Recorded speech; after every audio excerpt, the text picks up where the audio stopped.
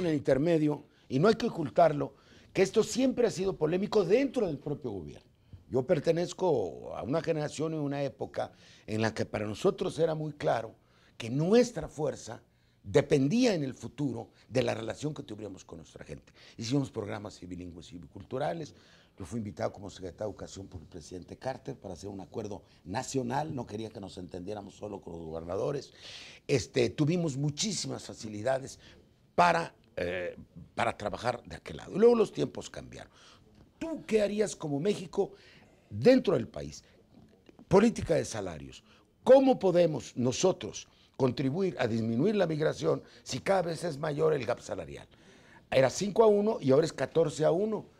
Bueno, entonces, ¿no está un poco en la trabazón de la relación económica el que los salarios van a la baja, contrario de en Europa, tratan de homologarse, y entonces la expulsión es mucho mayor? Sí, bueno, evidentemente, bueno, es un problema de desarrollo económico complejo, pero sí tiene que ver, y está en el seno del Tratado de Libre Comercio, que, como decíamos, tiene partes claramente exitosas, pero evidentemente no tiene un impacto claro, contundente del mercado laboral, que permita elevar los salarios y que permita lo que los americanos quieren, que no haya tal cantidad de demanda migratoria. Y creo que ahí sí tenemos un área de oportunidad importante, en donde probablemente sí, si los americanos nos abren áreas de oportunidad, podría ser sensible sin intervenir allá. Bueno, poder tener canales de comunicación con el Congreso, con el gobierno. Los tenemos. Para que se establezcan, por ejemplo, bueno, programas de formación de capital humano en ciencia y tecnología. Ciencia y tecnología. Por ejemplo, lo que hace la India. La India exporta capital humano desde la India. Es decir, hay un médico en la India que lee una radiografía y luego escribe el diagnóstico y lo manda a Londres. O hay alguien en la India en un call center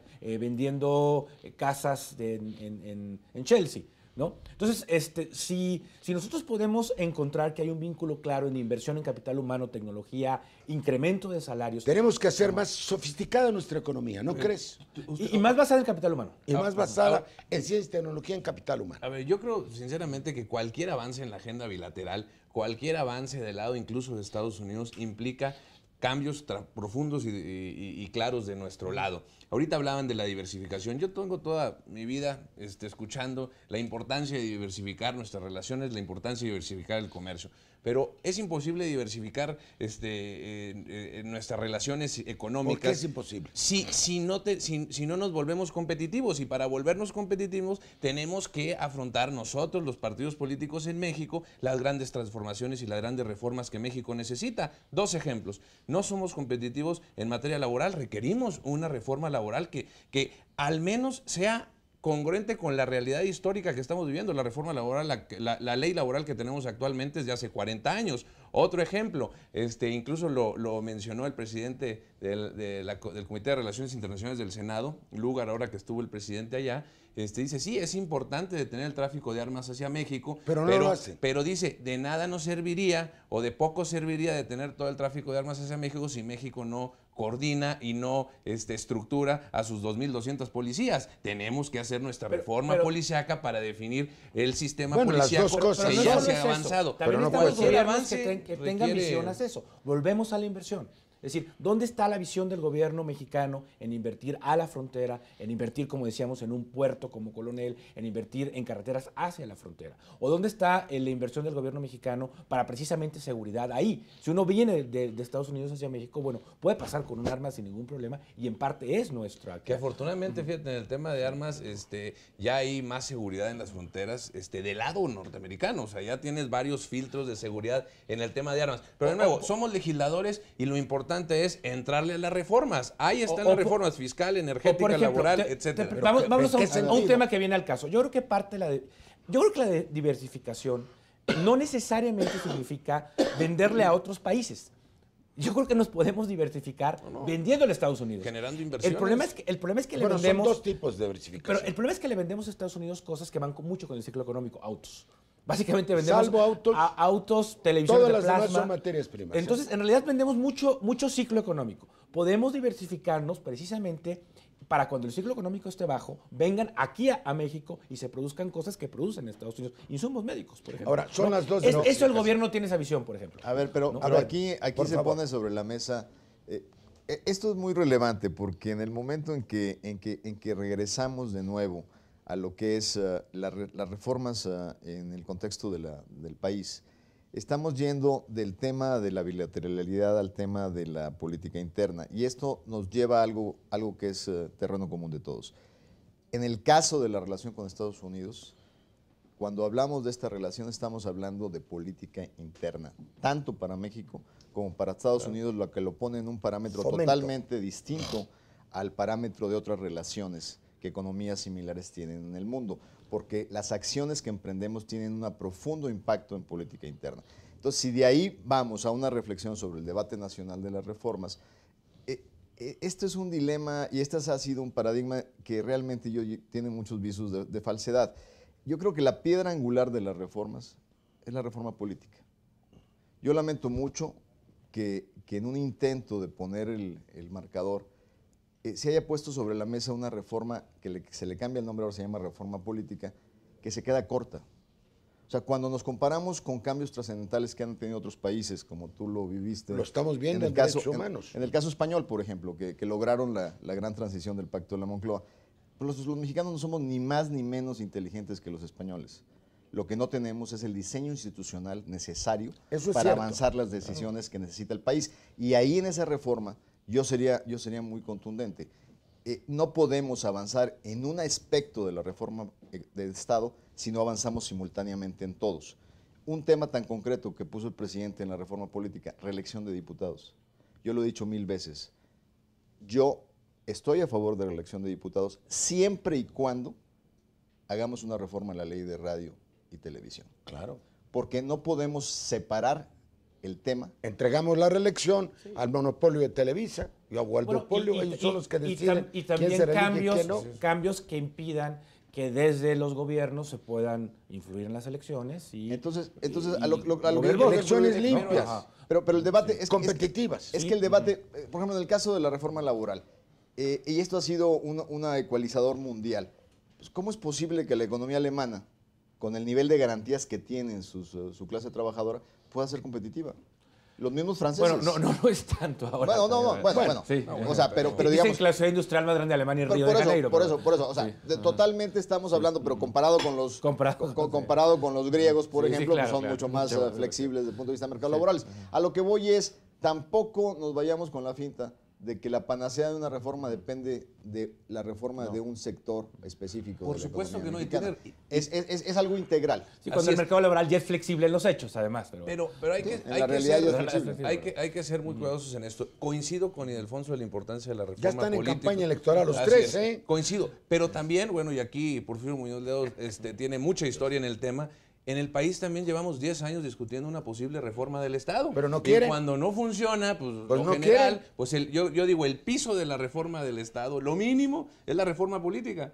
Y lo mínimo del mínimo, pues es la reelección. ¿Y por qué no tomamos, como dice Ildefonso, el conjunto? Ayer hubo un debate en la Cámara sobre la reforma de derechos humanos. Varios expertos dijeron, bueno, es lo único que se puede. No, señores. ¿Quién dice que es lo único que se puede? Les formulé 7 preguntas. ¿Por qué no se puede esto? Nadie me contesta. ¿Por qué no se puede esto? Si estamos todos de acuerdo en que se necesita una reforma cabal de las instituciones, lo que ha faltado es un liderazgo. Pero yo quiero ir al tema antes. Hablamos de 2 diversificaciones. Y vamos a decir cuáles son. Tú hablas de una diversificación sectorial, sí, de factores económicos. Es decir, no solo materias primas, también bienes más sofisticados. Y así podemos venderle a estos en el ciclo, no solo en el fuerte. Y tú hablas de diversificación geográfica. Yo te voy a decir una cosa. En una reunión que hubo justamente en Campeche, una diputada de tu bancada que se dedica al camarón hizo una exposición dramática sobre el boicot del camarón mexicano. Y yo le pregunté a la compañera, ¿y por qué no venden ustedes en Europa? Yo cansado desde allá de estar impulsando a los atuneros, de estar impulsando, porque estamos acostumbrados a vender en los Estados Unidos y porque nada nos apoya. Y a eso voy. Una política de fomento no la hay. No la hay. Se necesita para vender a Europa mayor sentido empresarial, mayor diversificación, mayor valor agregado y se necesita un fomento del Estado es que no lo hay. En los tratados de libre comercio son están bien que existan tratados de libre comercio. Permiten precisamente un intercambio comercial en condiciones de mayor igualdad que cuando no hay. El problema es que necesitas una política industrial muy clara. Nosotros tuvimos que haber estado viendo año por año cómo invertíamos, cómo teníamos una política arancelaria, cómo teníamos una política de fomento para poder aprovechar el Tratado de Libre Comercio. Y también cómo podemos influir en el Congreso americano, y esta es una oportunidad para poder tener estas ventajas o no, con una idea que deberíamos vender todo el tiempo en Estados Unidos todos, en el sentido de que si México tiene más comercio y un comercio más justo, va a haber menos migración a Estados Unidos. Yo quiero tomar algo que acaba de decir Vidal. Si todos podemos tener el mismo mensaje. Esa frase con la que tú concluyes esta intervención es fundamental. En la relación tan dinámica y tan extensa que tenemos con los Estados Unidos, es insuficiente simplemente una relación basada en los discursos oficiales y en las relaciones parlamentarias. Porque la dinámica de la relación, la dinámica de la relación implica la interacción de grupos fundamentales de empresarios, de asociaciones, de ONGs, que cada día le dan una mayor complejidad a esa relación. ¿Y qué es lo que nos ha pasado últimamente? A diferencia de cuando para bien o para mal nos propusimos un objetivo, que era la integración comercial, ahí el 90% de los mexicanos traíamos un mensaje y una visión definida. Lo que tenemos que restablecer en este momento en esa relación bilateral es, primero, convencernos los mexicanos de una visión de futuro, definir como país hacia dónde vamos y cómo queremos llegar a ese objetivo, y convencernos todos, los empresarios, incluyendo los inversionistas, las organizaciones laborales, y sobre esa base de visión conjunta, poder vender a nuestros vecinos comerciales en ese sentido una visión continental.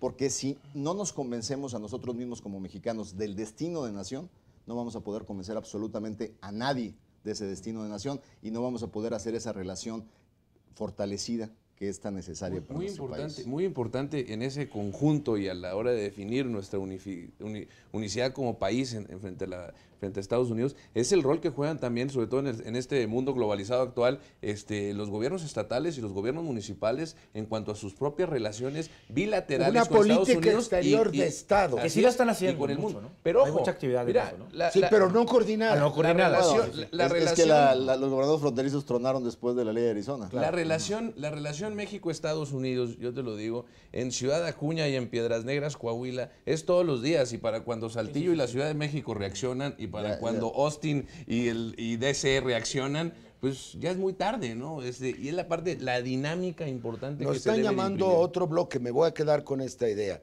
Se necesita una política país. Nosotros estamos planteando una reforma constitucional de una política exterior de Estado, que planteó la Comisión de la Reforma del Estado, que es una coordinación de todos los factores. Todos salimos afuera, todos, presidentes municipales, sindicatos, empresarios, todos los actores sociales, se necesita coordinar. Y otra cosa, una imagen. A propósito de los españoles, ellos hicieron un enorme diseño para presentar una España nueva, aquel, ¿cómo se llama?, famoso póster de Miró, ¿no? Una nueva idea de España. Yo estuve insistiendo mucho tiempo en que hiciéramos un esfuerzo en la transición para dar la imagen de un México distinto, no del México perezoso, no del México bronco, no del México violento, ¿no? Sino de un México moderno, de un México dinámico, de un México que quiere salir afuera con nuevas cartas. Pero por desgracia las cosas no se hacen y vamos empeorando. Vamos al último bloque en donde pues tenemos que hablar también de cosas muy dolorosas, de niños que matan en la frontera, de abusos, Sí, de xenofobia, xenofobia, de racismo, Sí. que también tienen que ver con la imagen que nosotros proyectamos hacia afuera. Vamos al último bloque.